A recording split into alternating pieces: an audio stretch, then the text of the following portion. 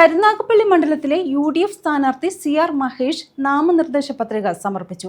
പ്രവർത്തകർക്കൊപ്പം പ്രകടനമായി എത്തിയാണ് പത്രിക സമർപ്പിച്ചത്.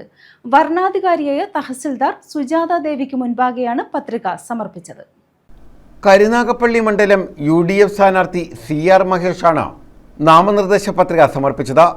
ഉപഭരണാധികാരിയായ തഹസിൽദാർ സുജാത ദേവി മുമ്പാകെയാണ് പത്രിക സമർപ്പിച്ചത്. 3 സെറ്റ് പത്രികകൾ സമർപ്പിക്കപ്പെട്ടു. ഐക്യ ജനാധിപത്യ മുന്നണി സ്ഥാനാർത്ഥിയായി ഐക്യ ജനാധിപത്യ മുന്നണിയുടെ നേതൃത്വത്തിൻ്റെ നിർദ്ദേശപ്രകാരം കരുനാഗപ്പള്ളി താലൂക്ക് ഓഫീസിൽ നോമിനേഷൻ സമർപ്പിച്ചിരിക്കുകയാണ്.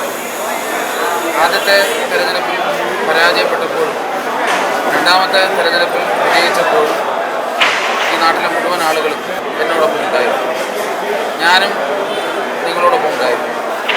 ഈ 10 വർഷക്കാലത്തെ ബന്ധം വളരെ ആഴത്തിലുള്ള ആത്മബന്ധമായി മാറിയിരിക്കുകയാണ്. എനിക്ക് നിങ്ങളെ ഓരോരുത്തരെയും നേരിട്ട് അറിയാവുന്ന ഒരു ജനപ്രതിനിധിയാണ്. ഞാൻ പരിമിതികൾ ഒരുപാടുണ്ട്.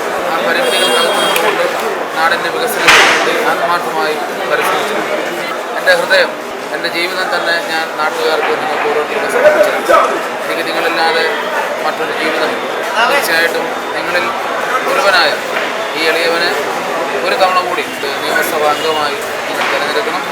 തുടങ്ങി വെച്ച വികസന പ്രവർത്തനങ്ങൾ പൂർത്തീകരിക്കുവാൻ, പുതിയ വികസന പ്രവർത്തനങ്ങൾ ആരംഭിക്കുവാനുള്ള ഒരു അനുവാദം തരണം. എന്നെ വിജയിപ്പിക്കണം.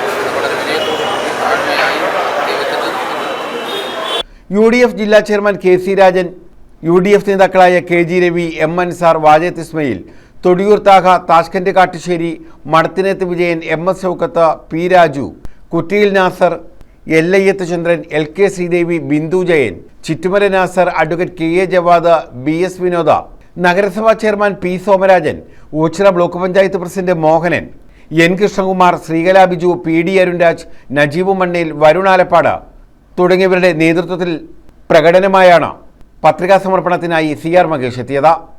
News bureau, Karunagappally.